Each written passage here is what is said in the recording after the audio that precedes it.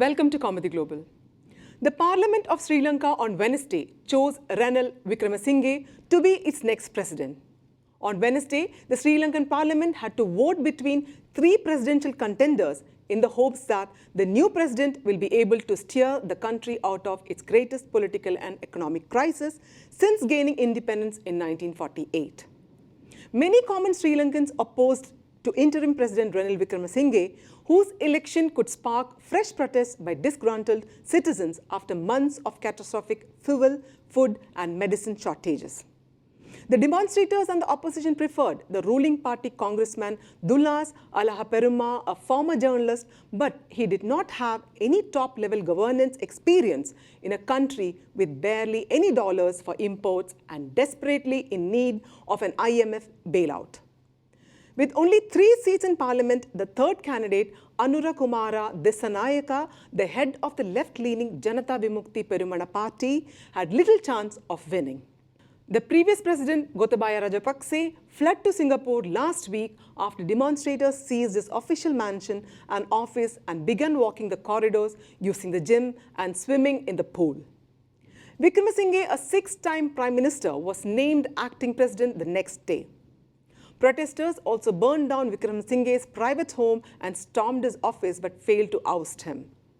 Wickremesinghe said this week that by the time he joined the current government as Prime Minister in May, the economy had already collapsed.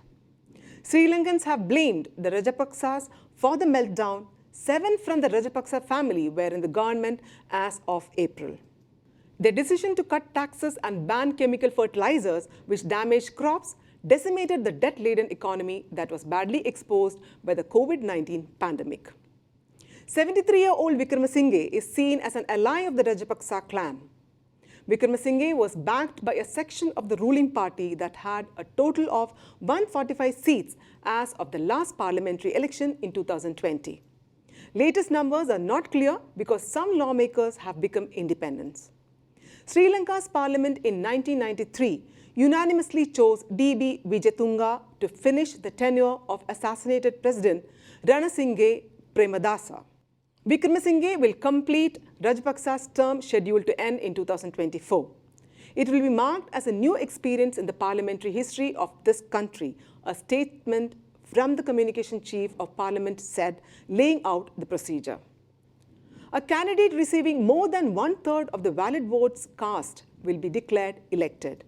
If no candidate reaches the mark, the one with the lowest number of votes will be eliminated from the competition and preferences of lawmakers taken into account to eventually arrive at a winner.